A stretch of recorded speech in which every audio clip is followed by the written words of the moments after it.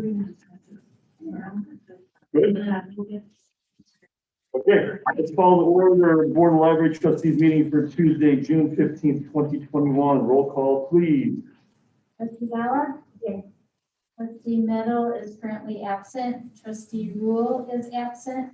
Trustee Smart? Here. Trustee Samari? Here. Trustee Suplet? Here. President Vick? Here. Are there any public comments? Did you ever find out why the library doesn't get invited to the village's joint review board meeting?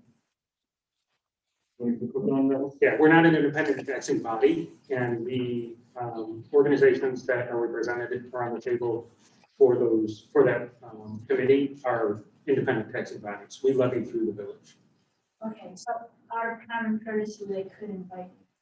But anyway, did you ever consider using the village's Novus agenda to handle your agendas and minutes? No. All right, and then I checked out a book from Hoopla, the audio book, Michael Crichton's Pirate Lib Tubes. I checked out the ebook from Cloud Library, and unbelievably, the audio and the text had different words used in it, different dates in it, different pronouns. It was very strange. Okay, any close up? Okay, we'll do something a little different here. Could we have a motion to move other up to right now? I move that we move other up to the first item on the agenda for tonight. I second. Okay, all in favor, say aye. Aye. Opposed, nay? Okay, so here's why I want to do this. We've never done this one before. It's because I want to have a quick discussion among the board of actually about math and also about the meeting. Obviously, things have changed in, Carol, you're right here. Obviously, things have changed, you know, in the world and the state right now, and even with the rules with the library. So what I want to do is, since we're at the beginning of the meeting, kind of talk about this. You know, how do we want to approach this with these meetings going forward? You know, the idea is There needs to be updated later on. Carol. I can figure it out. Well, I'm. So what we're going to discuss is what do we want to do for these meetings? Do we want to have, do we want to continue to wear masks since this is a public meeting, public is here, or do we want to get to the point where none of us have to if we're fully here? I'm kind of curious on everybody's thoughts. I don't know that you can, if people are fully vaccinated, when I would just give it into consideration. Okay. Well, the reason it'd be a consideration is the experience. The very. Cook County isn't making a requirement. Well, that's the answer. Cook County's not making a I didn't requirement. ask the question. That's my answer. I would be comfortable not wearing masks for people. It doesn't seem, any meeting I've come to, there haven't been little kids here. There haven't been, 11 and under. Maybe if that was a big group in our meetings, I might have a different opinion, but since it's not, and I think people that are fully vaccinated should be able to not wear masks if they are here. And you're got a good point. The only thing I would point out, based on one of the statements that you said, is that if this is a bigger group, so if all of a sudden this ballooned to where there was 20 people from the public that were here, would that change?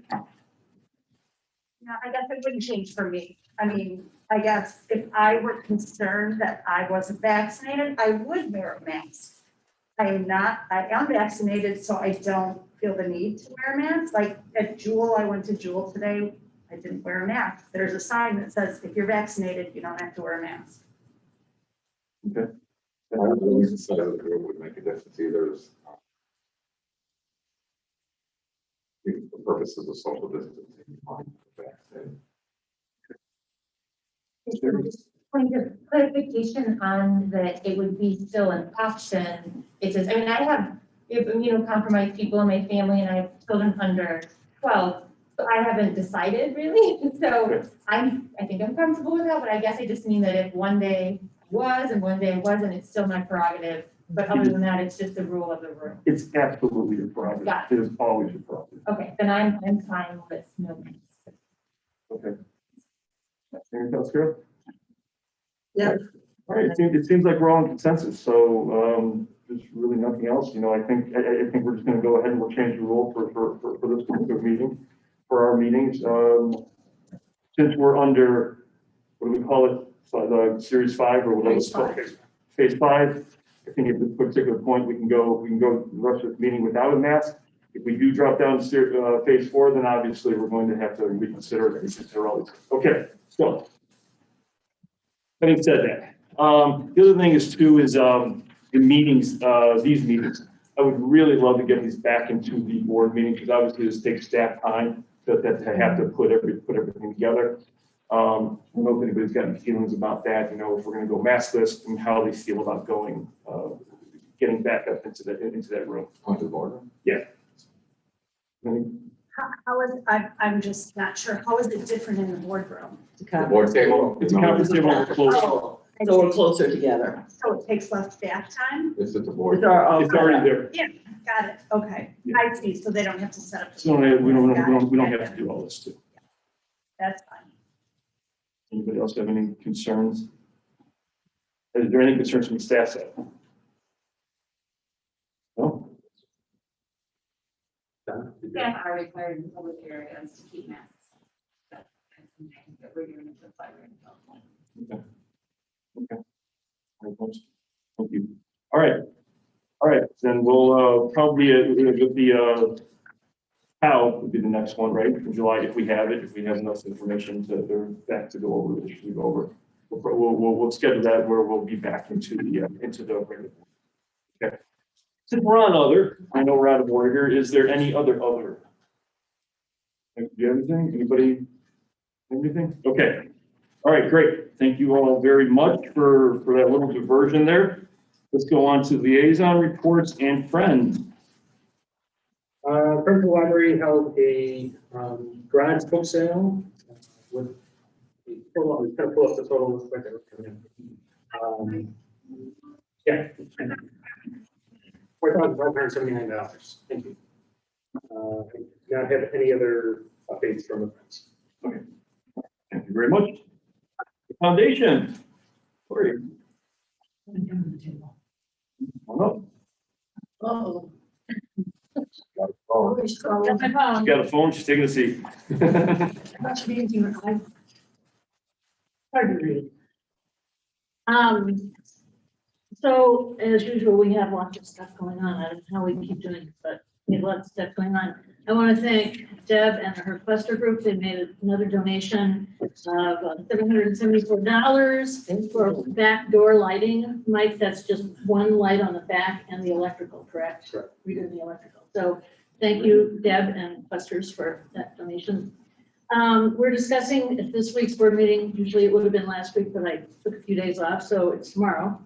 Mike has requested us to review taking on the flooring in the art room. And we've kind of talked about as orders come in and prices have changed, we didn't feel like we could take on the whole project until we knew what some of our funding was going to be. So Mike has given us two proposals, one at a shared 50-50 and the other at a whole. So we'll discuss that tomorrow night and we'll let you know. The 50-50 would be $7,500 or $14,000 for the whole floor. Thus far, we've ordered $9,837 in kitchen smalls, pots, pans, silverware dishes, and somewhere in the library the boxes are. Where are they? Last time they were on the dock. They're on the dock. Okay, it's filling up. The dock is filling up. We've ordered 3136 in cafe tables and chairs that'll sit just outside of the commercial kitchen, and 4886 for the kitchen furniture, tables and chairs inside the kitchen. The furniture inside the kitchen came in at a substantial savings of about $8,000. So that's giving us the opportunity to look at perhaps taking on the entire floor in the art. Again, we're trying to balance out the numbers because we've committed to a lot. We don't want to renege. I spoke with local sculptor of, actually, many of you may know him, Joe Berlini. And he is willing to volunteer in the art area. He's taught master classes at Art Institute, and he's very excited about the Maker's Place and is more than willing to do anything he can to assist, whether it's working with children or adults or whatever, providing programming or just being there as a volunteer. I have appointed a task force to explore the possibility of creating a student scholarship program that would continually market the makerspace and STEM education. Like, we're not going to meet, our task force isn't going to meet until September, so I can't give you any details about who we're looking at or what. We understand that there is a limited number of programs that support middle school girls. We wouldn't differentiate between middle school girls or boys, but we understand that there's a need there. We also, we've received already a $1,000 donation for the scholarship program that doesn't exist. So we're holding that and moving that forward. We also have a couple whose son graduated from Wheeling High School, who was always in manufacturing, loved it. I'm not sure what his whole story is, but it sounds like he died working on one of his projects. And his parents want very much, they wanted a plaque to go into probably the 3D, where the 3D printers are. And I explained to them that that would be up to the library, but that we offered some opportunities for them. And I think what we're going to do, they're very much interested. We've had 2 email conversations back and forth. And I think they're interested in some kind of an endowment over a period of time, that they would have a named scholarship in his honor that they would present on an annual basis.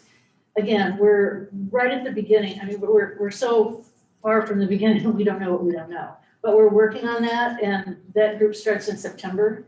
My friend Ed Bales from Motorola University is on that task force, as well as John Hartnett, who is our connection with ITW, and then 3 members of the foundation at this point. So we're looking into doing that. And we're currently continuing on working on the invitation and the recognition for our legacy and circle donors. There'll be something that goes out either late this week, early next week, since we don't know the date. We're just going to remind people that we'll be doing some sort of celebration, and for them to watch as we get closer. We'll let them know the date. We do have a date, but we're not publishing that date yet because we don't know when we're going to open. So we don't want to let people down, but we do want to let them know we are planning. So we are working through that. Do you have any questions for me? No? Okay. Thank you. Thank you. Thank you, Laura. Oh, thank you very much. Okay, let's move on to action item 1, approval of the minutes of the regular board meeting of May 18th, 2021. Is there a motion for that? So moved. Second? Second. Any comments, questions? Okay, all in favor, say aye. Aye. Opposed, nay. Okay, that would keep on moving. Let's now go on to review the financial period for the period ended May 31st, 2021. Item 2. I'd like to invite Donna to the table. Come on up.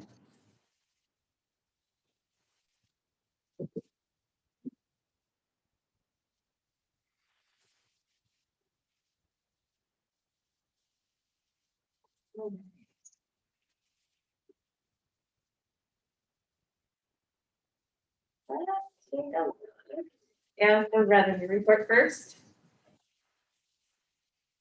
Circle here, item 2, revenue report. And this is a listing of all the revenue we received this month and for the year, and this month meaning May. And then accrual dates this year. So we report in June on May expenses and May revenue. So looking at revenue, real estate tax revenue totaled $652,200 for the month of May.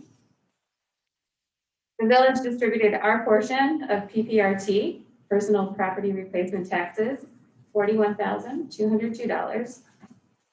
Copier printer revenue totaled $2,722. Collection fees for late items was $30.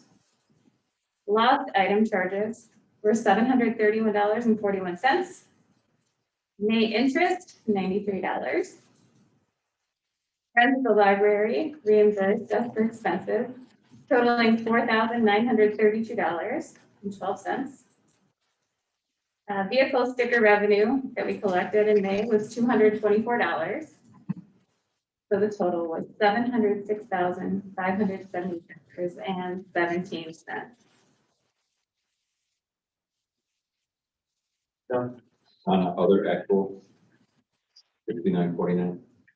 That's included. So you add all this together. We, Oh, that's. That's the other one. Okay, that's the one.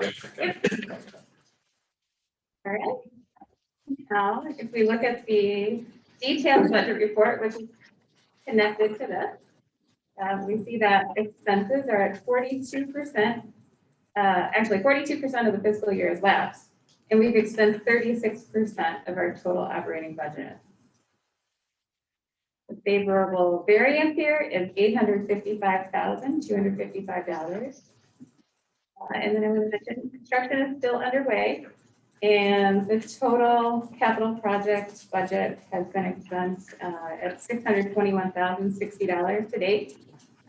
That's 30% of our total capital. After this report. Any more questions on that one? Okay. Moving on, let's go to action item 3, review of the check register for the period ended May 31st, 2021. So the check register, action item 3, this different booklet here. You can see on here, we have 2 different funds, Fund 291, and that's our operating budget. And then 491, that is our capital project fund, our budget for that. So in the month of May, we've expensed $257,133.34 for our general fund, and in our capital projects, $193,279. Plus the payrolls that are listed on this page, so 2 payrolls totaling $553,626. And then the fringe benefits are below. So the total is $1,225,444.49. Look at a couple checks listed on the next few pages. So on page 1, there's an area at the top, and these are our prepaid items. And you can see it starts with check 81818. So all of these checks up in this section are prepaid, which means we paid money this year and then we expense them in future years. So let's Future years or throughout the end of the year? future years. Anything that would be expensed in 2021 and paid in 2021 would be in 2021 now. You would see it expensed now. Are these like multi-year contracts? There. Yeah. So they are multi-year contract, okay, okay. Online contracts, like Understood. informational contracts. You get a better deal if you do it. Right. Doing it a year at a time. So it's about 40%. Absolutely. Only clear, thanks. So let's look at MNJ Technologies on here in the prepaid section, check number 81887. You can see $20,665.50, but later on page 4, there's another expense with MNJ Technologies. And that is, 8187. same check number. So that total is $6,888.50. So when you add those 2 totals together, the actual check is $27,554. We're only expensing 1 year right now. So that's what you see later on page 4. Let's look at page 1 again. Check number 81849, Gallagher Bassett Services. This was $1,850 for an inventory appraisal report. So we did it for the entire library. We had somebody come in and evaluate all of our inventory, and we'll use this number for insurance purposes. We do this every 5 to 10 years. So we had not done this for about 7 years. On page 5, check number 81840 for Doherty Sales, $6,790. This was for an ejector pump for the building in from the, let's see, 1993 building. I don't know which one that is. That one. Okay. Okay, also on that page, check 81856 HOH Water Technology, $6,041.25. This was for the cooling tower chemical. So this is for air conditioning unit. We turn to page 8. Integrated Communication Services. Check number 81809 for $175. This was for closed captioning in Spanish for one of our programs called Tenants' Rights During COVID. It was a program on April 27th. On page 8 also, check 81819, Authors Unbound. This is $5,000. So this is 50% of the total cost. It's a down payment for our One Book, One Village author. We're gonna do it. That's why. Okay. Who might that be? Well, it's a secret for the community. But anyway, this is for Robin Wall Kimmerer. You can go on the website. That's what I did last night. I went on the website and tried to figure it out. All right, on page 9, check 81842, Encyclopedia Britannica, $3,050. This is an annual Britannica library subscription that we pay. And that is all I have to report on the check. Okay, any more questions on it? We have a motion for this. Yeah, so I'll move that we accept the accounts payable check register for the Arlington Heights Memorial Library of May 31st, 2021, in the amount of $1,225,444.49. Second, Second.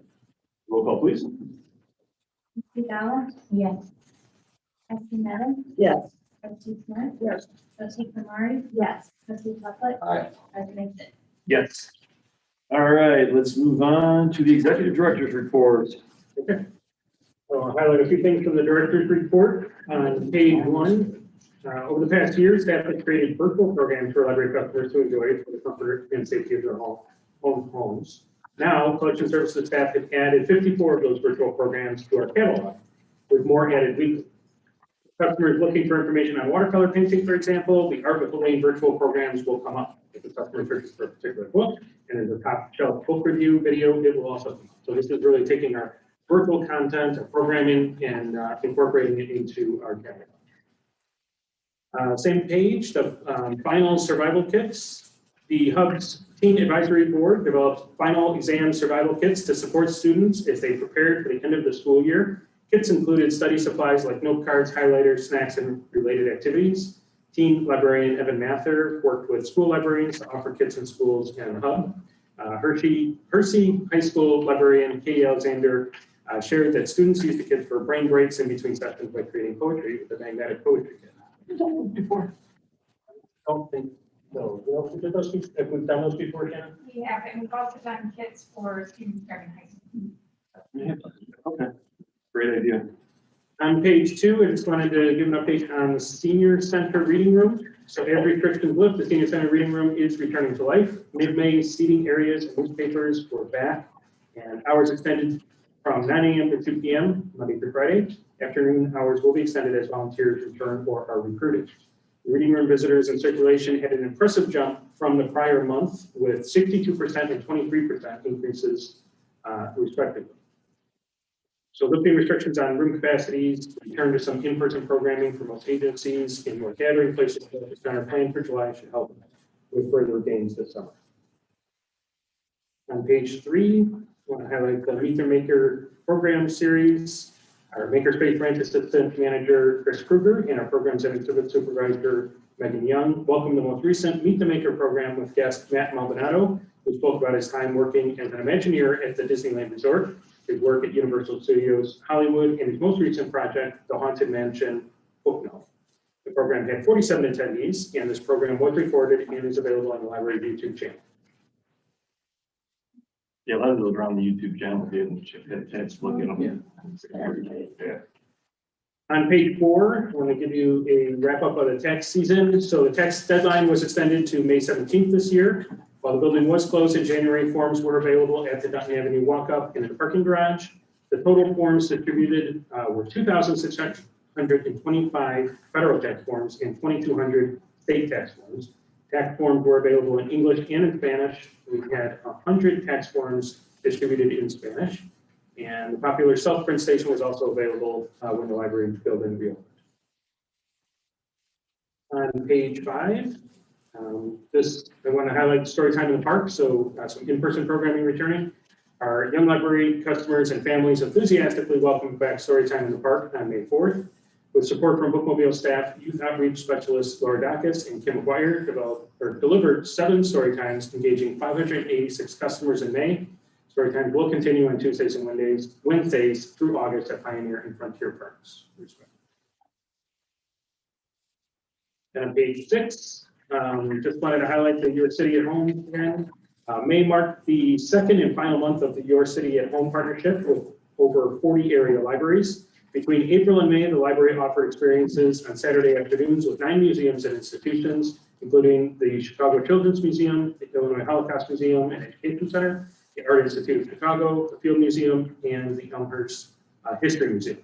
Programs and exhibits staff attended each with more than 300 Arlington Heights residents taking advantage of the niche tours and lectures. Because so many libraries partnered to offer this, the library's cost was a low $300 for the full set of experiences, or around $1 per Arlington Heights Memorial Library attendant. And those are available, were available for a duration of 2 weeks each on the Algonquin Area Library YouTube channel. And on page 8, Programs and Exhibits Manager Jennifer Chaika and Programs and Exhibits Specialist Neil Parker led a partnership event which brought WBEZ's Sound Opinions to a virtual audience of 574 music lovers across communities. Music critics Jim DeRogatis and Greg Cott presented their 10 most important artists in Chicago music history. Due to high interest on this topic in the event, 13 libraries partnered to make it happen affordably under $210 per person. Then on page 11, I'll highlight the professional engagement section. In May, our digital services manager, Jack Bauer, graduated from Valdosta State University with his master's in library information science. And in the same month, our circulation assistant, Maggie Roundtree, also graduated with her MLS, this one from Dominican University. And she had her MLS with a focus on public libraries. On the next page, we also had a few other graduations. We had Alexis Michele, Megan Doss, and Rachel Delaney graduate with a bachelor's degree, and Anika Gershpan graduate from high school. Then our info services supervisor, Elizabeth Ludeman, is volunteering her time to review the Public Library Association program proposals. She's using her presentation experience to provide feedback on prospective conference presenters. And our info services supervisor, Jackie Morano, was invited to participate as a panelist at the Recharge Committee's May workshop, Emotional Labor in Library Work. It was organized by info services supervisor Elizabeth Ludeman and materials handling supervisor Matt Williams. I think that's everything I have for that portion of the director's report. Anybody have any questions so far? We'll just say that I really like the some of the programming that perhaps we couldn't afford on our own, working with the other libraries. I think maybe that's a really good thing to come from COVID because, you know, I've signed up here for some programming that are some pretty top offers that I don't think we would actually get. Yeah, and we're formalizing that group more so. And Yeah. Jennifer, our programs managers, part of that, the leadership of that group, and so we're looking at other ways that we can partner with other libraries. Yeah, smart. Okay.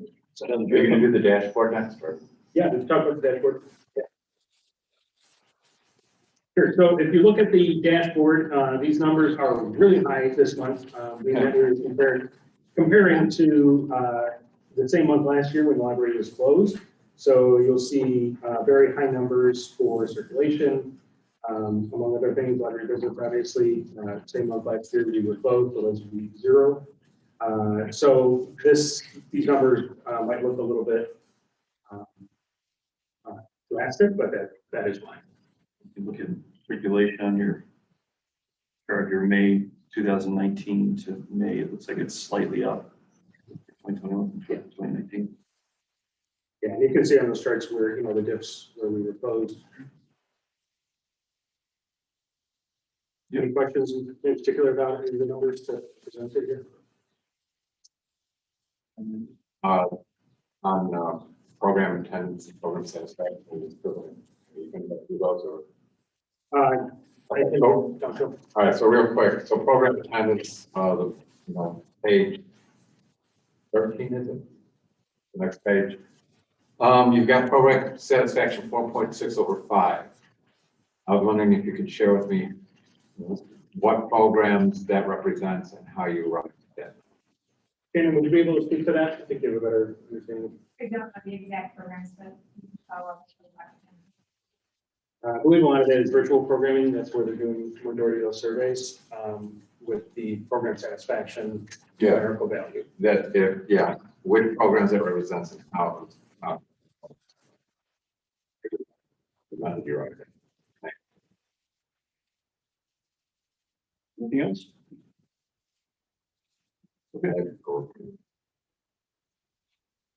Okay, then next I wanted to highlight our focus report this month on circulation. So provided you some little bit more detailed information than you would normally receive on the topic this month of circulation. So if you all take a look at this report, a 3-page report. Starting on that first page, top of the first page, our average checkouts per week. As you can see, the trend from 2015, average checkouts heading downward. The downward trend has been seen throughout the library industry. This is not a surprise. And typically, with library usage, it will be inversely proportionate to the economy. So when the economy is doing well, library usage tends to go downward. When the economy is not doing so well, people rely more on the library for our services. As you can see in 2019, you start to see a dip into 2020. Obviously, that is the pandemic. You see a sharp increase for ebooks there represented. And since 2015, you see a slow progression of ebook adoption up until 2019, which then it almost triples, over triples as you compare to 2015. After the reopening, you see it start to trend downward slightly. But if you compare to the physical checkouts, you see a sharp increase in physical checkouts and a slight decrease in ebook checkouts. So I think that what we're seeing there is a higher adoption of those ebooks. A lot of new people coming onto the ebook scene after the pandemic. We're expecting that to continue a shallow decrease, but hopefully still maintain above where we were in 2019. Another reason why ebooks will continue to be higher is more devices are available to stream or to connect to our products. So previously, only certain products were able to download ebooks or able to stream material through the resources. Adoption of that has improved, so that is another reason why we would see increased adoption of that. On the next graph down, you see our holds. So these obviously, we're going to see a huge increase in holds in November, December, January, going from 2020 to 2021. That is when the library was closed, but we were still circulating materials. So that is that spike. Obviously, that was the way people were getting their materials. So they had to go on our website, and place the holds and then make them available through DriveUp. We're seeing, a decrease over the last couple of months on that, but still where we are as of May, still over where we were last year, if you look at the average of last year. So part of that is because people during the pandemic been able to experience different ways to get their items, like the Bookmobile or our drive-through, and so we expect that placing those holds and then picking up will probably continue.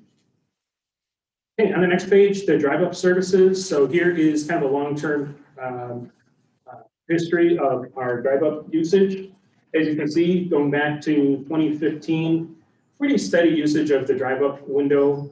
In fact, the circulation number and the number of cars, or the checkouts and the number of cars, stayed pretty parallel, which means that that is a pretty steady demographic that's using that group or using that service and checking out similar number of materials. Obviously, we had a major drop off in 2020 when the library was completely closed, and then a huge spike when the library was closed, but the drive-up window was still open. And that corresponds to our holds chart showing that major spike around that time as well. As you can see, those numbers are starting to normalize a little bit, getting back to pre-COVID numbers. We'll probably still see those being higher than the average as more people are using that. And then Bookmobile outreach is next. This chart is showing your average checkouts per month through Bookmobile. And looking at 2020 and 2021, obviously those are down. 2020 with the pandemic, 2021 is showing the average of the first half of the year, obviously. The first half of the year does not include the summer outreach. And so the pool visits, garden apartments, a lot of other things that we would not, that we would do in the second half of the year are not represented in that average. But we do expect that average to increase in the second half of the year to at least meet what we were pre-COVID. Again, more people are depending on these other ways to get their items that they've discovered during the pandemic. And so we expect that to be at least where we were, maybe even a little bit higher afterwards. Okay, and then the last page, our library cards. You see a major spike in August and December of last year. That was the District 25 registration. So we are working with District 25 to register kids as they're registering for school. And so you're seeing a major spike in that element. And in the December spike, that was a result of the Intergovernmental Agreement that we did with District 25. So that's when those were entered. What does that mean? We established the intergovernmental agreement between the district and with the library to establish cards for teachers so they don't have to use their personal cards to check out items for their students, and the students don't have to have their regular card because some students may not be eligible or wouldn't have their card with them. So giving the teachers the ability to have a card through the school district that they can use at the library. So like, and students too, like a student could show their ID or something? no, the teacher would take it out for the take the items out. Got it. Shannon, do you want to give any other information about that? Is that it? And it's also for database access, the students already have access to the database of their library cards. Then based on the database. Another thing I want to point out is April, May, and June of 2020. You see it's kind of a lower average there or a lower number there. Those are just online library card signups because we were closed those months. Those numbers that you're seeing are only the library cards that were created through our credit system. And then the last chart there, I wanted to point out just a couple of higher impact special library cards, veterans, that the number of checkouts represented here are total average per month. The veterans cards, obviously the highest usage here, but also the teacher cards. These are very new. We expect this to increase significantly. Businesses, they do use their cards for checkouts, but they use more of the e-resources than anything. So we do have 39 active business cards. So that's what's represented there. And then of course, our backstretch, which is a partnership with the Arlington Race Course. And we go there and provide materials for the families behind the track that support the courses. That is everything I have. Does anybody have any specific questions? So we have 39 active business cards. How many businesses do we have? 7,000. So it's still a big number compared to 39 active. I think a lot of people use the personal cards. Okay. And I only know that because the Rotary, the Chamber has been doing some studies on businesses because their penetration numbers being so low. And one of the things they found out is people are more, particularly local people who live here, are more apt to use their personal resources, like their own library cards versus using business. That's the only reason I know that. So people talk about Yeah, it. no, that makes total sense. And I'll just say, a couple things, we'll make one second, one question. Just actually, when I saw the library cards created, during the lockdown, I was actually, the direction cards, I was actually kind of floored when I saw that. I was kind of like, that's kind of cool, that we were still able to keep that going. So that's fantastic. And also, it goes to show that something like the Intergovernmental Agreement with 25, how important those type of outreach efforts are. I mean, that's right where we need to be. So does this also, another point, does this also, talking about the average checkouts per week, isn't this what we're seeing is really, a really good indication of why libraries are evolving? The library of things that we have, the ebooks that we have, the maker place, all those different types of things. Isn't it just like a good indication of why and how the libraries are developing? Yes, people are coming here for experiences. Programming is big, makerspace, the library industry is changing, and we still have strong numbers. I feel like people are still using the library heavily for these resources, but we do need to look at kind of what's next and how people are using the space. People use our conference rooms. They depend on them for a lot of their own personal needs. As I mentioned, programming is big. It's really more about, it's becoming more about experiences as well. Have we given any thought to going out to say some of the providers, some of the program tools, and doing some type of agreement with them, just not about the public school? Have we talked about that? We have talked about it, yes. It's on the agenda? It's on the agenda, yeah. We Okay. started with 25. Right. No, it's been so successful, I can't imagine.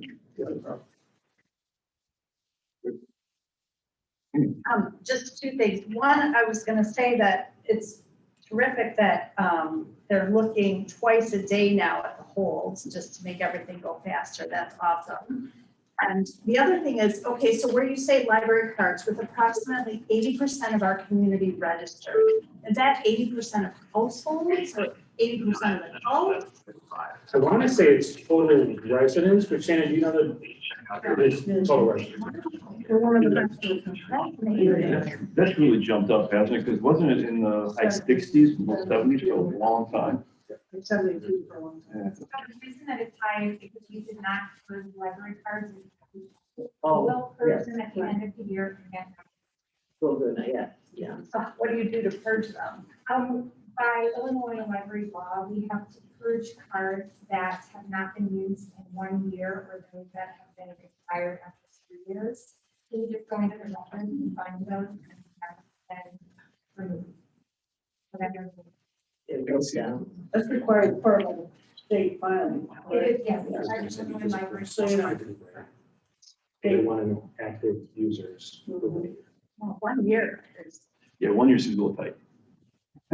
They go to pen. So the number will be accurate. It's just never been- But that's good now. That's good to know that the number's going to be going down. Thank you. Any other questions?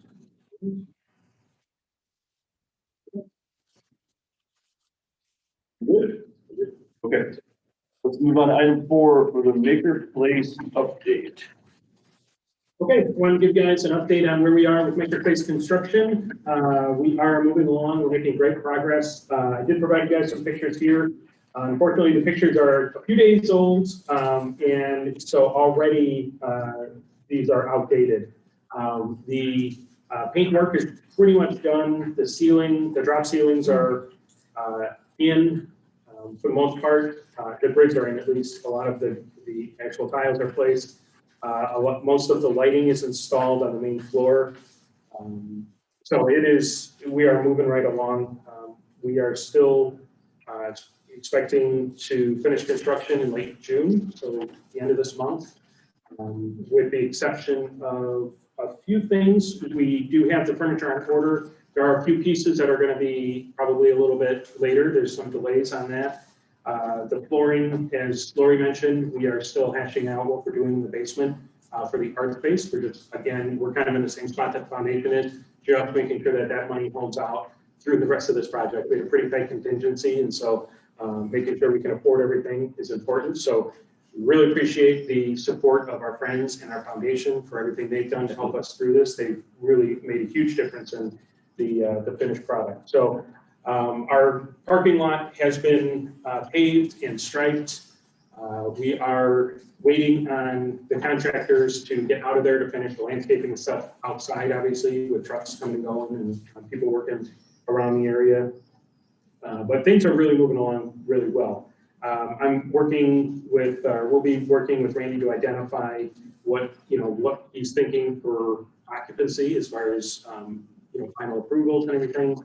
And then once we have the confirmation on the furniture delivery, the big stuff, the tables and chairs, which I feel we're in pretty good, we're in a pretty good place with.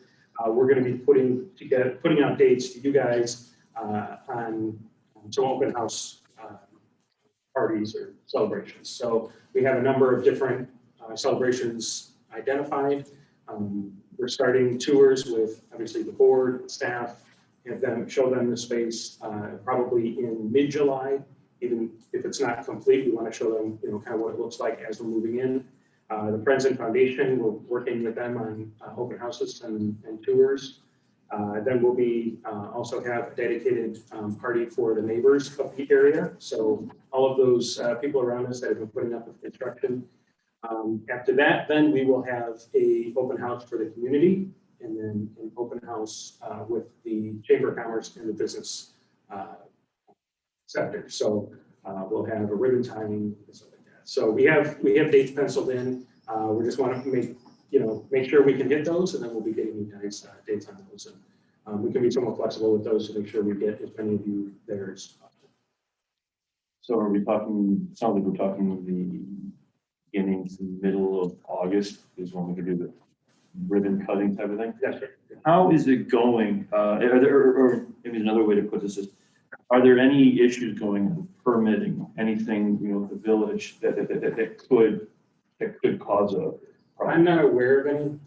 I've asked Gary just to verify everything. The last Gary, our facility manager, last I spoke with him the other day, he said that everything we're doing is covered with the permits, and he's going to follow up with them and make sure that they're all good. But there were a few things that the village called out that was not included in the project that we've been working with them on. But I don't feel that there's anything that's going to bump the timeline. Just the variable of like the furniture, if there's further holdups on getting stuff, but the village went pretty good. I think it's important that he's gonna talk to Randy and make sure that at the highest level of our village, it goes off without a hiccup. And I think that message will probably radiate pretty clearly down to Randy once that occurs. That's important that he's doing that. I agree. Can I ask one more question real quick? I don't want to put you on the spot, but I'm going to put you on the spot. Sure.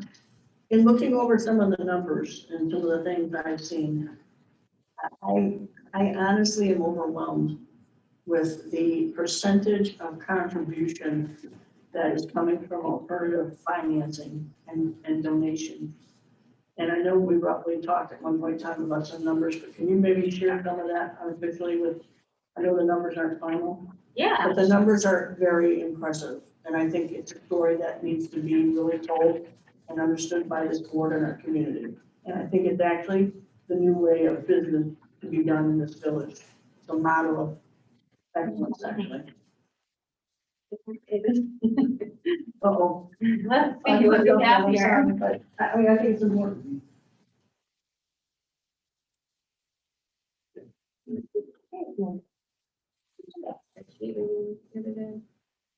So off the top of my head, I believe that 75% of this $1.6 million project is funded by the library and our fund balances. 25% are alternative funding, is alternative funding. 12% is from the foundation. I believe 9%, can you help me out to remember? Were grants. There was grants that we received. That's okay. And then the 4%, the remainder, Friends of the Library provided. So again, 75% from our actual funding, and then alternative sources provided the other 25% of the project. Thank you. That's unheard of. I hope everybody understands that. Fantastic percentage. That's crazy. It's something to be very proud of.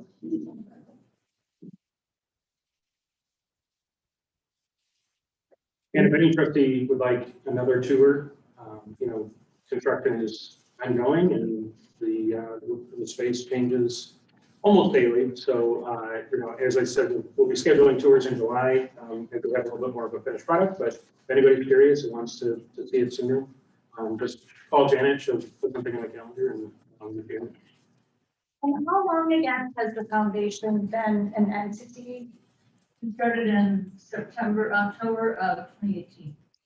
That's a pretty great story on how it started up and ramped up and funded this huge project. Yeah, I feel like that would be a really interesting. Which is why we added the director of marketing to the foundation. Oh, nice, there you go. Any more questions? Okay, very good. Let's move on to action item 5, adoption of proposed revision to policy 7.004, meeting rooms public use.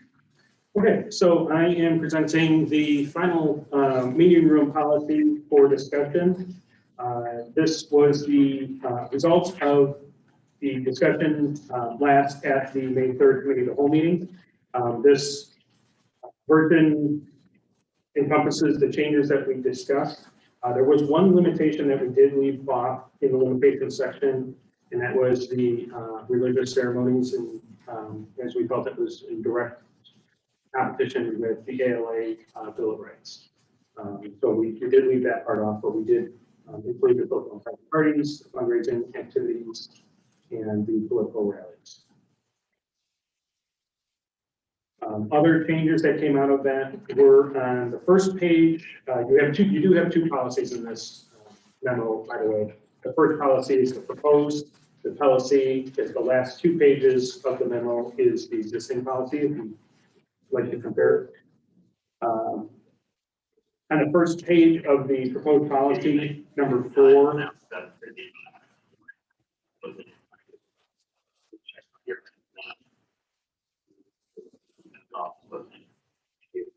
The addition of the dance or theatrical performances. Eligibility. This is one thing that was added. The reservation holder is required to remain in the room during the reservation period. That is just part of this new policy that I wanted to point out. The limitations I mentioned, and then general regulations. Donations may not be solicited as a condition of attendance. Organizations may not ask for personal information from program attendees as a condition of attendance. Then on page 3, a few under 15, groups using the library's meeting room must not state or imply that the group's activities are sponsored or presented in partnership with the library, not use the library as a mailing address, and not publicize their meetings with posters, leaflets, or other publicity in the library building without prior approval. And then D, not solicit or campaign outside the meeting room. That one was one point that came out of our discussion. Point 16, the library retains the right to monitor all meetings conducted on the premises to ensure compliance with library regulation and policy. That was one that we had changed the wording on as part of the discussion. The fees, the half Hendrickson room on page 4, I'm sorry, north and south with refreshments, we increased that to $25 from $10. We added occupancy limits and equipment listing, and then added the statement of liability on page 5. Yeah. If there is an infringement on the policies, what is a standard suspension period? Or is that discretion, or what would generally? It really all depends on what the infringement is. Typically, it might be a warning if it's a first offense. Our security department has a whole way that they kind of go through the number of offenses and stuff like that. So they kind of have a matrix of ways to determine that. We'll go to Nance too. Dawned me when I was reading it. In 15, include the following disclaimer in all event listing public event. This event is not affiliated with us. It simply doesn't do that. We will call them out on it, and we'll have them retract whatever it is that, however, they are advertising it as being affiliated with us. Mary, do you want to speak to this? No, I think we brought it to their attention so that it doesn't happen again, and we've asked them to remove things from Facebook posts. And typically they comply, we have them push. But there's no issue, or if they refuse to do it, say, hey, we're not doing it, that we just go and say, okay, well, then we're going to. No, I think We're not gonna go that extreme. we would probably cancel it if they said that they would not comply. Okay. If they would. Does something like that need to be in here? We do say that we have, I believe we said that we have the right to cancel a meeting.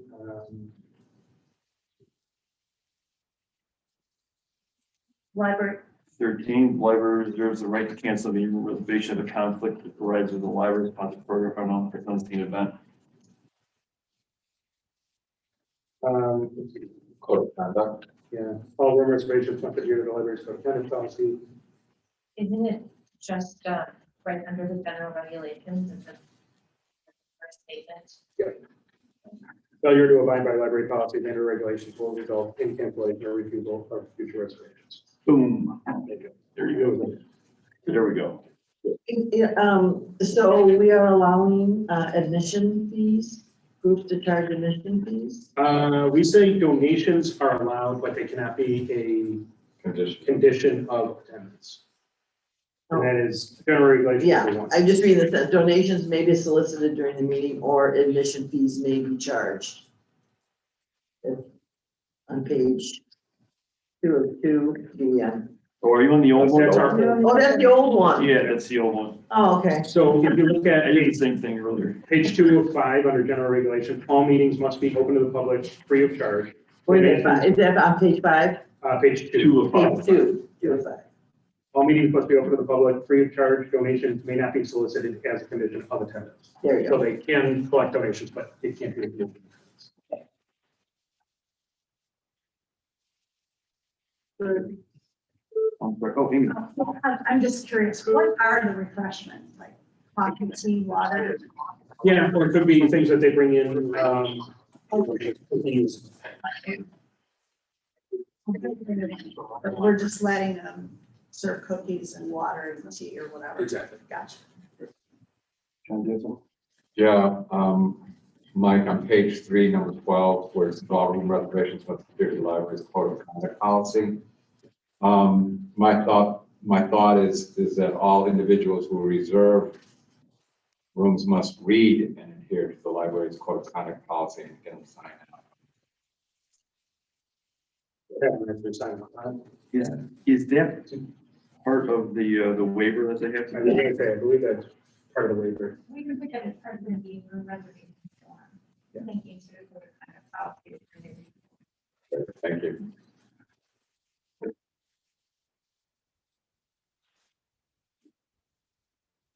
Okay, any more questions? Okay, can we have, there's a suggested motion at the bottom of the top page here, so we have it, and include, with, you got it. The Board of Library Trustees adopt the proposed revisions to policy 7.004 meeting room public use with the additions that were just discussed regarding the waiver and signature of same. A second? I second. Okay, any more comments, questions? Okay. All in favor, please say aye. Aye. Opposed, nay. That motion passes. Thank you very much. All right, what are we? That was 5, right? So we are on to 6, adoption of policy 7.005, conference and studio rooms. Okay, so this is a new policy. This was also discussed at a few of the last committee of the whole meetings, last one being May 3rd. The intention of this policy is to clarify customer use of the conference and studio rooms. So previous to this, we did not have a policy specifically for those rooms. So this is a brand new policy. We did talk about a number of different things in the policy at previous meetings. A couple of things that were specifically mentioned was occupancy limits being added, the statement of liability on that last page, page 3.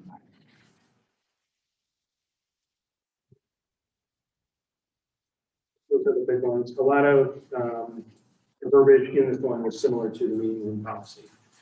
Good. So do they have to sign an agreement for the meeting room for this too? So, They do not.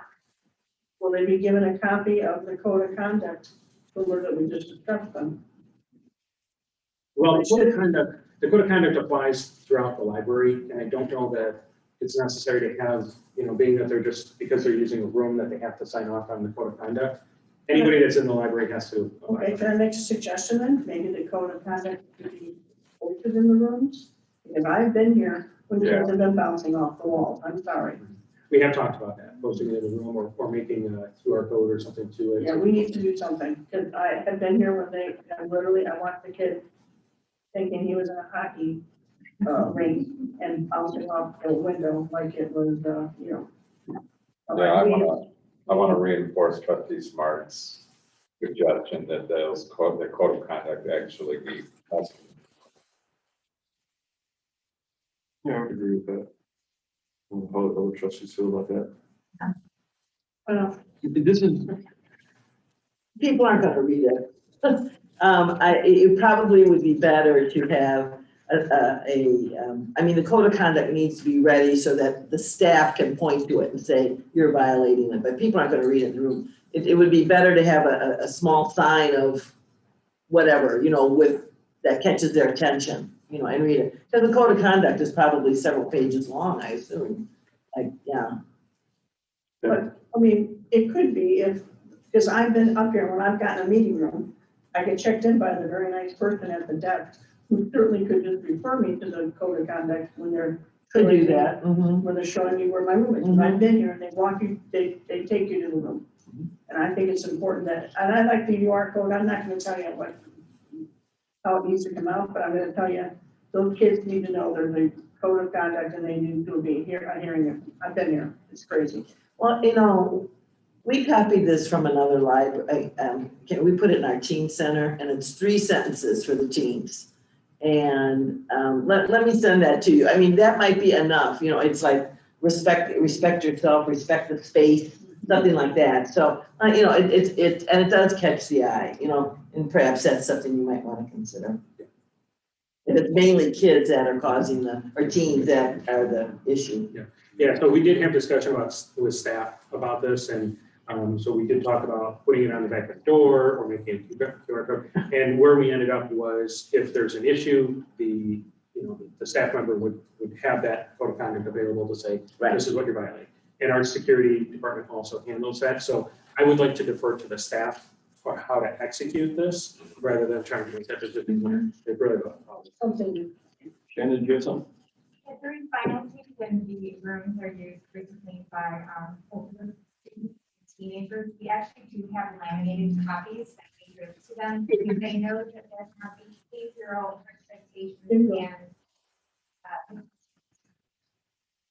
And that's who it was I saw. Okay. Exactly what I thought. Very good. Any more questions? All right, do we have a motion? I'll move that the Board of Library Trustees adopts policy 7.005, conference and studio rooms. Do we have a second? Again, one last time, any more questions or comments? Okay, all in favor, say aye. Aye. Opposed, nay, and that one passes. Thank you very much.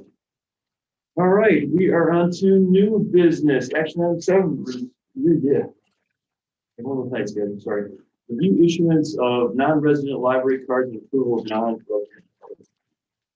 Okay, so we bring this back to the board every year, and this is the review of the non-resident library cards and acceptance of the fee for that. I included in this memo a little bit more detail about how that fee is determined, to give you guys a little bit of history there and what the options are. And I also want to mention that last year, or maybe it was 2 years ago, or maybe a year and a half ago, there was a law put in place for it was called like the Cards for Kids Act, and it was kids that were, I'm going to give you the exact verbiage from our policy, 5.002, issuance of library cards and conditions of use. A library card is issued without fee to a non-resident in an unincorporated area in Illinois who is a student in a household that falls at or below the U.S. Department of Agriculture's income equality or eligibility guidelines.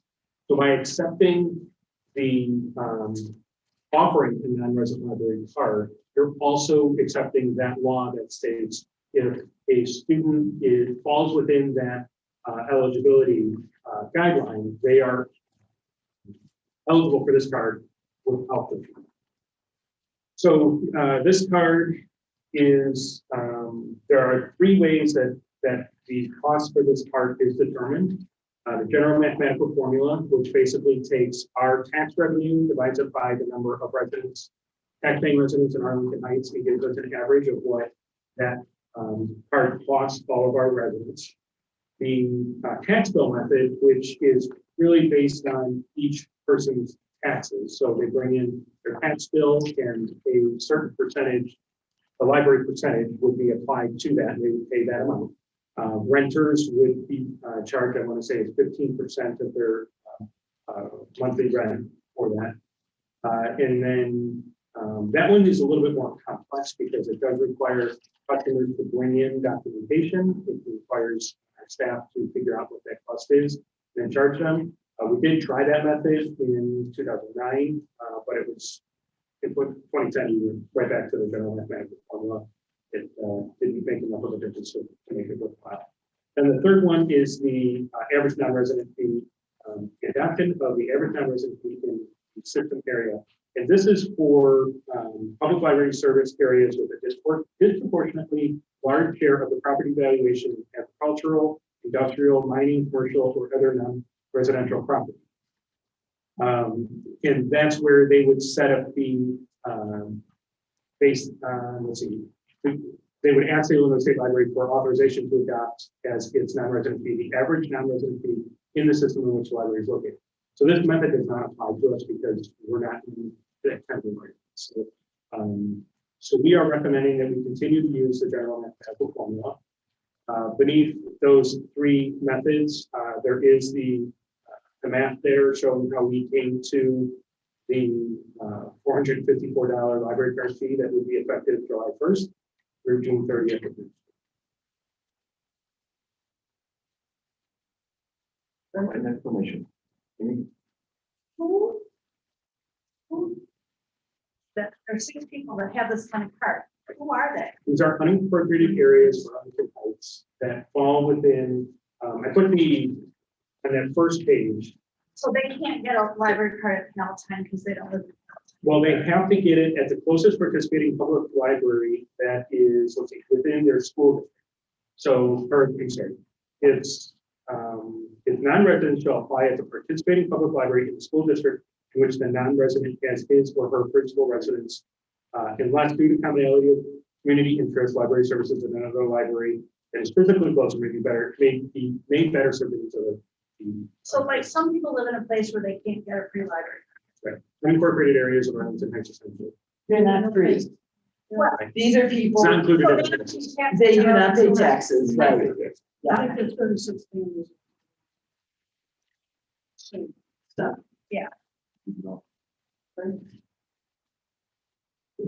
Oh, sure, Deb. Can I make a motion? Is that okay? Yeah, absolutely. The Board of Library Trustees affirms its commitment to offering a non-resident library card option under Public Act 92-1066, and it sets the annual fee for the card using the general mathematical formula method at $454 effective July 1st, 2021 through June 30th, 2022. Give a second. second. Any more questions or comments on that? Okay, Janice, we will call it, please. Yes. Trustee Smart? Yeah. Yeah. Yes. All right, thank you very much. Okay, on to the last item in the evening, action item 8, adoption of the 2022 budget targets. Okay, I am going to turn it over to Donna to present the budget targets. When you're ready to show or talk about long-range plan, go ahead and share your screen. And then I'll talk back out with you. I don't think we're ready for that yet, but I will. I'm going to. So I know there are a couple of new people here on board, and just to let you know, our fiscal year is standard. It starts on January 1st and it goes all the way to December 31st. And with this, our annual financial report presented for 2020 happened in May. And then we begin the process for the new budget right after that. And that process will start now. And we will finalize that in November, bring it in front of the village board. So our board here will vote on a final budget in October. So we'll bring this back many times throughout the next few months with updates. But we always start with a budget ceiling, budget target. So that's what you see in front of you here. So these budget targets we prepared by reaching out in different ways. So if you look at the budget target on page 2, the sheet, some of it is set here by the board. Some of it is set by the village. Some is set by the market. We can go through each one of these areas and discuss them. This also works in conjunction with the long-range fiscal plan, and I will introduce you to that now, I guess. So this is, I'm gonna go ahead and share my screen. Maybe. You see what time it is? Go ahead and share screen. And I can't do very well. See. That's the Excel file. on the left. I want the Excel. That's the one you got for sure. Okay. Good.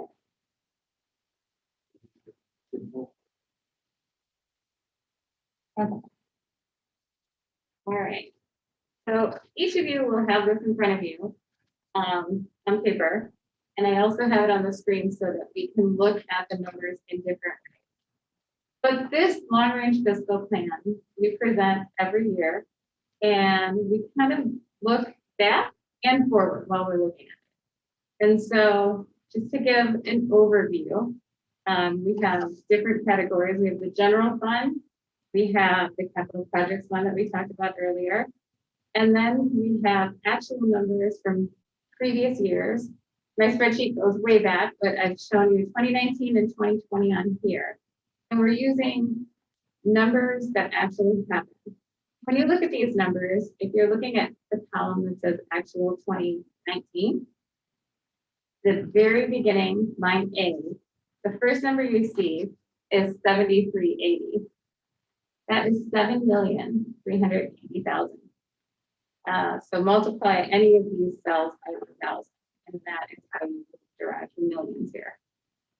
So if we just start with that column, we can kind of walk through what happened in 2019. In the general fund, it started with a balance of $7,380,000. As you go down, you can see revenue was added that year.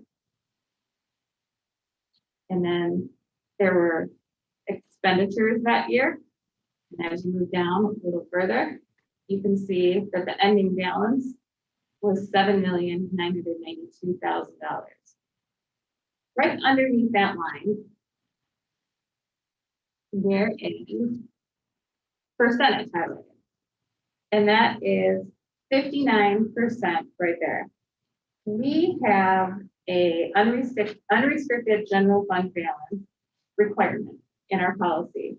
It must be no less than 4 months, so 33%, and no more than 9 months, 75% of coming year expected annual operating expenditures. This is the line that Greg likes. So this line will show us that at the end of 2019, we were at 59%. So we were within that range. In 2020, it went up to 63%. In 2021, there's an estimate of 61%. And as we're looking at this, and I'll show you more details of where these numbers came from, 58%, so on and so forth. So we can see on this paper, it goes out 5 years to 2026. Within the next 5 years, we will be within range and we will meet the requirements of our unrestricted fund balance, according to this estimate. So the things that are included in this estimate are operating expenditures, and that's the top portion of the spreadsheet. And you can see that there's an estimate that they will go up each year. And with that increase, you can see, let's look across the line. Actual estimated total operating. So M, you can see in 2021, 14,652,000, 15 million in 2022. That's what we're estimating. And that's what we're working on right now. We're working on the 2022 budget. That's the operating end. As we move further down into the capital projects area, there's an estimated fund balance here. In 2021, at the end of the year, we're looking at $3.4 million. In 2020, we did an engineering assessment, and we do those maybe every 5 years. And we take a look at our buildings, and we have 2 of them. So we looked at both of them, and there is a 3rd page on here. And this has the 4th page. It has a listing of projects that we anticipate. These numbers are estimates.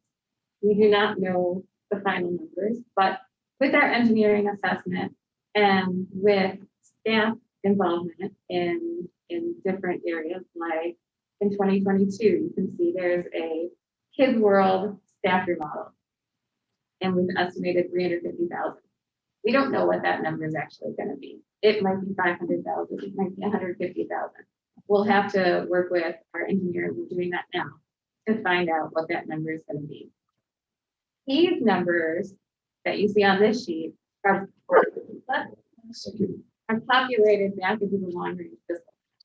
So those are back here in the capital project period. I just kind of throw in this real quick. Like you're listening with the 2 new trustees. The important point that you said about the capital projects and the one coming years. Yes, we will get to these projects at some point, and they will bring them to us to talk about it, and we will decide, what we're going to do going forward, based on where we are financially at that point, obviously. So these are never set. These are never set in stone. So it's going to. But we do need something, obviously, to kind of move things forward. Right. And a lot of times what will happen is either through staff review of the particular project or a consultant coming in, project may be moved up or maybe be moved back, depending on the condition of that particular entity. And a fine example of that is the village picking unit. That has been around for as long as we've been trustees. I don't want to know. That's a long time. And it's always been able to make it another year. Okay, it hasn't been making it so well the last year and a half or 2 years. So now that's why we have to do it now. But this is best guess. This isn't carved in stone. But I think the important thing you all need to know is staff does a great job of constantly updating and assessing these particular entities. We have a very, very good engineering department. Gary does a fine job. And so you all know, this is an extremely sophisticated model to be used by a library for any kind of financial planning. And this is actually the thing that Don and I did our roadshow on the last few years. We passed this out to hundreds of libraries across the country because this is really quite the tool. So you should be feeling pretty confident as far as the guessing game is, and that's what really budgets are. So, okay. So something we're going to have to do here is discuss the levy. And the levy. Before we go to the discussion of the levy, can I ask you a question about the line? This is probably just for my information, but in 2021, we're reducing reserves by 300,000 per year for the next out years. line B2. Could you tell me what that represents? Let's see, our OPEB reserve is going down. Right, As noted on the annual financial report, Right. it does continue to go down, so Right. we put that. that's what that is. Mhm. Okay, thank you. Any other questions about this before we talk about the levy a bit?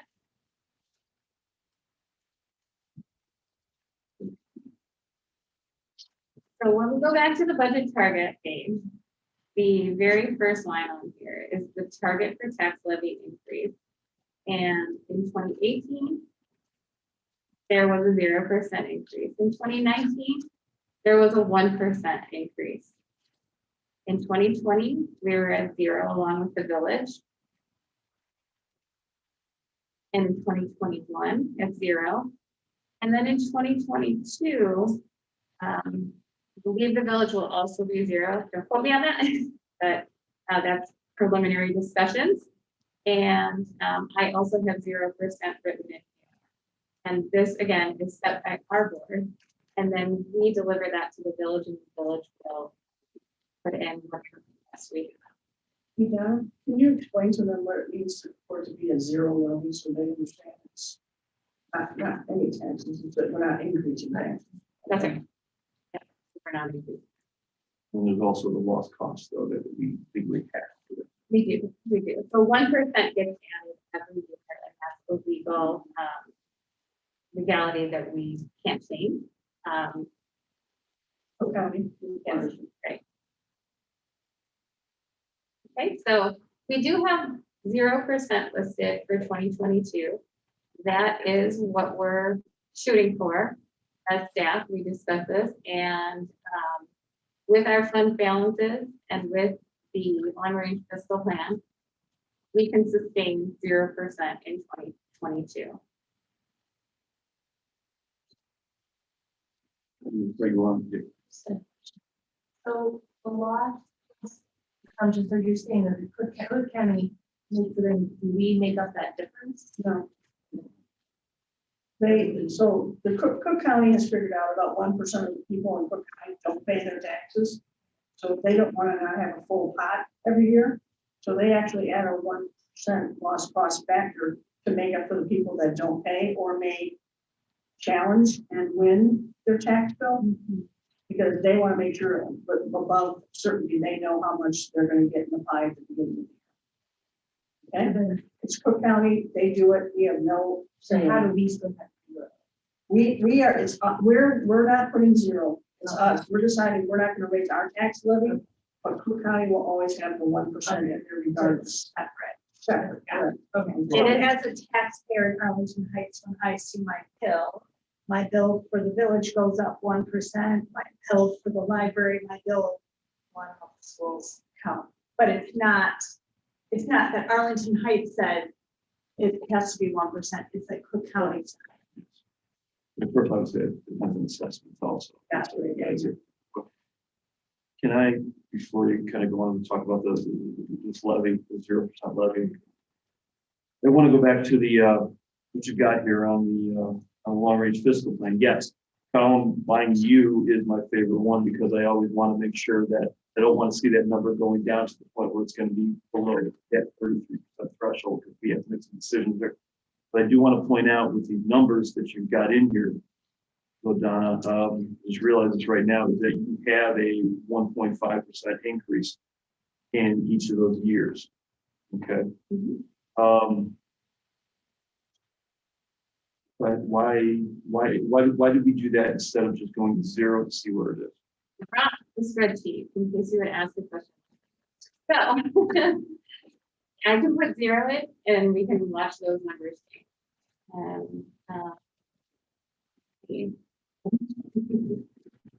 So as this works, we can see that if we do 0 in 2023, we're at 55%. 0 and now 46. 26. Yeah. And if we keep going 0, we're going to get closer and closer to 30%.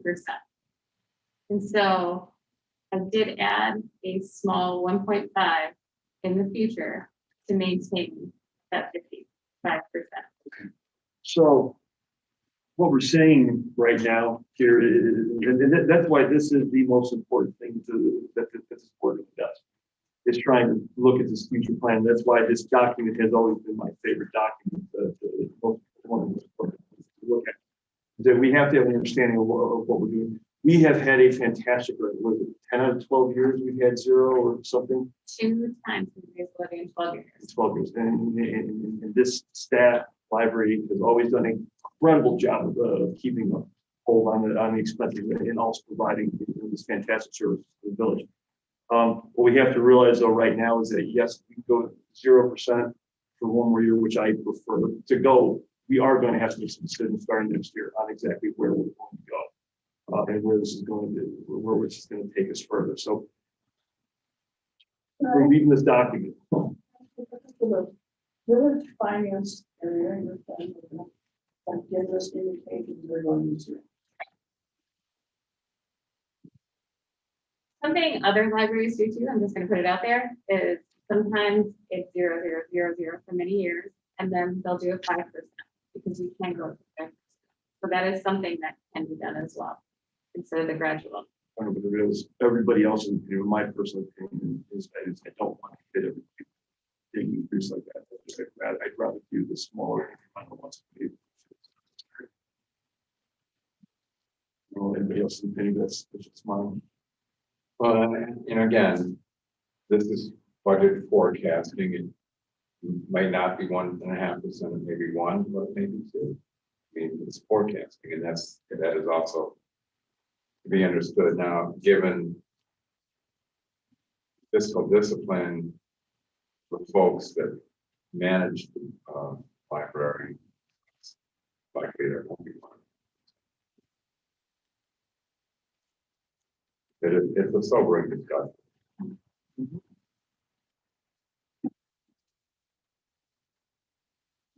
All right.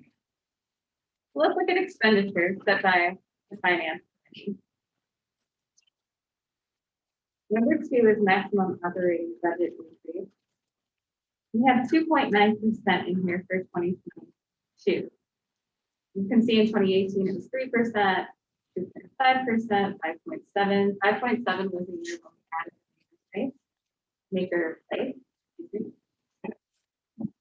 And this target, it excludes expenditures in the general fund's property. So that's not actually included in there.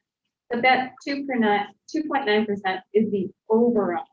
And then there are pieces within there that you can see here, including the maximum increase in salary grades. And the salary grade, we have different grades for jobs and positions here. And we do have a grade, a salary schedule for each of those. And we shipped it. And we shipped with the market. And right now we're looking at a 4.2% shift. And then increase in budgeted personal services. Personal services are our fringe, which includes an MRF contribution, which is currently at 12.54%. And this also includes medical insurance, which we can see down below. It says set by village, but we'll talk about that more in a second. And any other increases. Talk about it. So medical and IMRF will fluctuate, and salaries will fluctuate. So that is all included in that 2.9%. Number 5, maximum increase for individual budget lines. Typically, we try to stay at 0, but we do have a 1% set for individual budget lines. So we have 17 different departments. Each manager will look at their budget, and they will try not to exceed 1% operating costs. There's this area that says set by village. Now, Mike Driscoll and I have been in meetings with the village and in discussions with our HR manager and with our leadership team here at the library. And this line is something that fluctuates year over year. And you can see in 2018, medical insurance costs went up 10%. We're going to pool medical insurance group with the village. And so what increases there also increases here. It's the same. And these are high, but we did go out to bid 2 years ago. We looked at a comprehensive report and spent many hours diving into different insurance companies, and still came back to the same group that we're in, and with the lowest rates that we can find. And you can see that there was a 10%, 9.5%, 8%, 5%, and we're looking at an 8% increase for 2022. It says 6% here, and then you can see a footnote that the employee contribution will be changing from 12% to 14%. And I want to say that there was a lot of thought that went into this number, including surveys. I surveyed about 30 other libraries and found that the employee contribution percentage ranged from, actually the most popular for a single plan was 20/80. So that was the split. Well, ours is much better, much lower than that. And then for family plans, it was a 25/75. And ours is still 12/88, but it would increase to 14/86. Yeah, and just want to say, Don and I can talk about that a little bit earlier, because when I first saw that number, that we were increasing the amount that we're asking everybody in staff, to pay. Yeah, I get it's 2%. But it was I don't know if symbolism is the right word, to use on it, but it concerned me a little bit that we were going to have to do that. Now, obviously, this is something that we, talked about with the village. Something that the village has done. We are part of that payroll system. It's something that we have to go with the village as it is. My brothers, I would prefer that it doesn't happen. That we were able to keep it the exact same. I know we're low. I do get that. I also realize that there are some issues that we have to deal with. Yeah. Well, at the end of the day, it's not our decision, it's the employee's decision. The employee can determine they do not want to sign up for that particular insurance, but the issue is we don't have another option that we can offer them because the village controls the plan that's selected. We don't. And that's the important thing for people to understand. So an employee can decide if they're married and then get a better deal from their husband or spouses or partners insurance, they can go do that and choose not to get this insurance. And I think, or they can go onto the private marketplace and get it someplace else. That's the important thing that we need to understand. This is not some number that we can control. And I know that for years there's been other alternatives to cuts.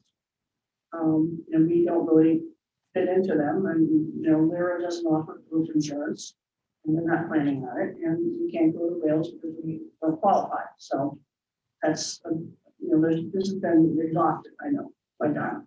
Sure. Does the village have an opt-out then? About the insurance. We have saved hundreds of thousands of dollars over the years by offering an opt-out to employees. And we pay them. We pay $3,000. And we follow along the city of Elgin. And because if you're going to give someone something, they're going to take it no matter what. And in this way, people have opted out because they get insurance through their spouse or something. And I've looked at it lately. It's been a few years when I analyzed it, but at that point, we're up to $250,000 that we saved. We have probably about 420 employees opt out. So it's quite a savings, but I don't know if you can do that without the village doing it. I don't know. So. We'll look at it. I don't think we can do union contract. I don't think we can. We'll look into that. Because, it affects, the census, the count, and that affects the rate. The more people you have, the rate is a little lower, from that, but it really does save a lot of money, in that way. Did you say what you mean? Other business managers from nearby libraries, we've discussed this, and they are allowed to do that because they have their own plan. Right. With the village, See, that I don't know if you can. We have, of course, we have our own. but,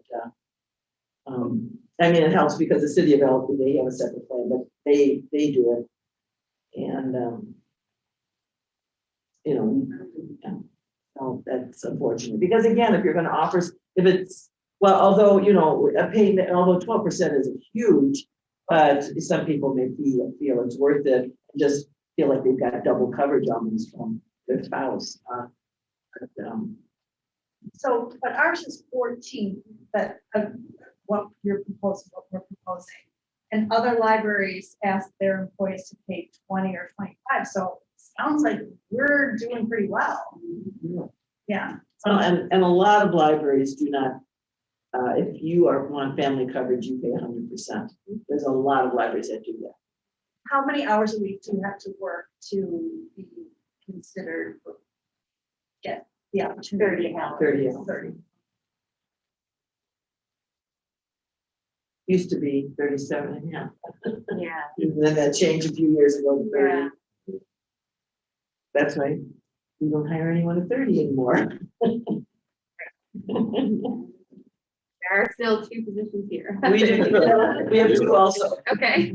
We have 2 also, yeah. Mhm. Just grandfathered it. Okay, the next line is the assessment for accounts payable processing. And this is a fee set by the village, and it goes up 3% every year. The numbers reflected on here were actually the targets.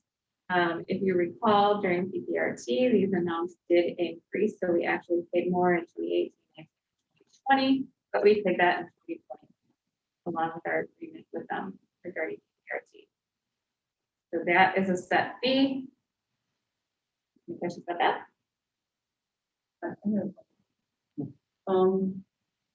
Have we gotten definitive detail on the POS payment system issue and our contribution? Is that on here?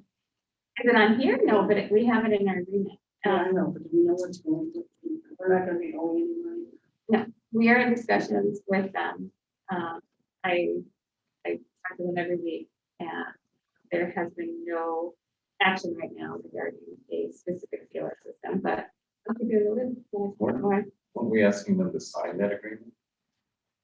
They did sign the agreement. Yeah, they signed it, they signed it, but the point is, I don't think the system is really moving forward at what speed, is it? Right? It's not.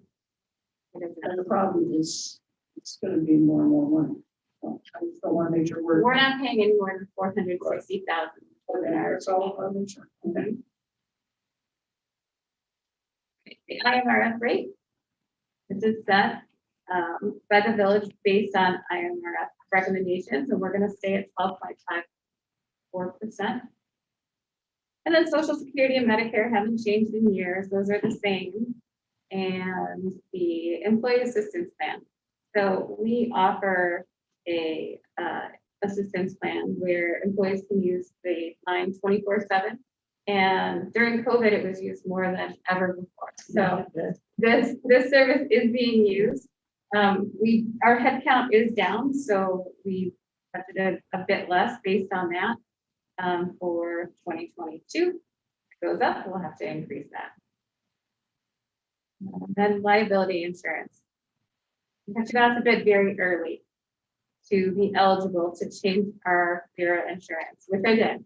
And nobody could beat Vera insurance. So right now, they're estimating a 20% increase. Again, they're talking about nationwide catastrophes, and this will continue to increase in future years as well. So we're budgeting a 20% increase for that line.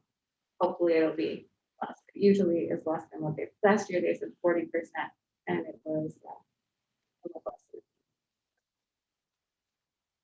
These are the targets for 2022. Okay, here's a motion for this. So these are the targets. But does anybody have any concerns with any of the targets, first of all? And obviously, these are the targets as Donna gets into the actual budgeting, as it moves along. You know, aim for this task for this, but these will change. You know, as September comes, we start seeing the budget, but at least it gives her some guidance on where to go. Saying that correct? Okay. Okay, so do we have a motion for this? I'll move that the Board of Library Trustees adopts the 2022 budget targets with updated information to be included. Second? All right, roll call, please. Trustee Dalla? Yes. Trustee Meadow? Yes. Trustee Smart? Yes. Trustee Tamari? Aye. Trustee Sucker? Aye. President Sir. Yes. All right, since we moved other, we have other. Can I just add one more? Brian, Sure. Fine. Thanks for letting us try for our sales. We did lunch this summer. Our most recent one was in June. We made about $4,600 in 2 hours. It was good. Been kind of like been sales. We have 2 more sales coming up, July the 7th, which is going to be focused on kids, and then one on August 14th. And then if all goes well, we'll have a pre-COVID sale, type sale in November, be back on our regular schedule. So thanks for that. Thanks for all the help and all the people that come up, setting up signs and all that stuff. We've also made a new committee. It's called the New Fundraiser Committee, fundraiser, but it's kind of going back to some of our old stuff where we used to have events for members of the friends. But then we would also have some fundraisers that would be open stuff. And some we would also like to be friends of the board and staff in the library. We would have an event. So we'll keep up to date on that. As you may have known, we were trying to plan a 5K run, which is a really big effort. We decided to put that off till next year. So they're looking at some things. Good news for the rest of the staff. We're taking donations by appointments. Standing up. And we're trying to get a few more people to help with the input so that we get a lot of donations stacked up to hopefully really some space back. And then hopefully the donation bins will be open too as well. Back to pre-COVID standards.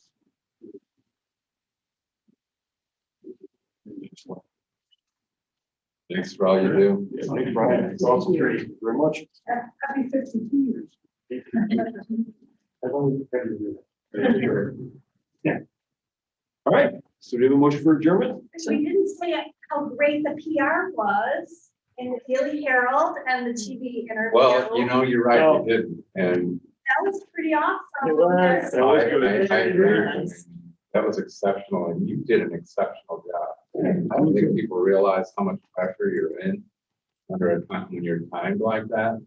And to think through that process, and they gave you extra time. Yeah, Thank you, and think through that process, and then shout outs to the friends and the foundation at the end. Brilliant. Yeah, that was extremely well done. Thank you.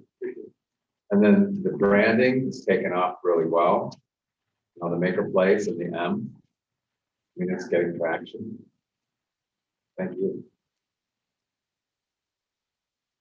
I move to adjourn. Second. Second. All in favor, say aye.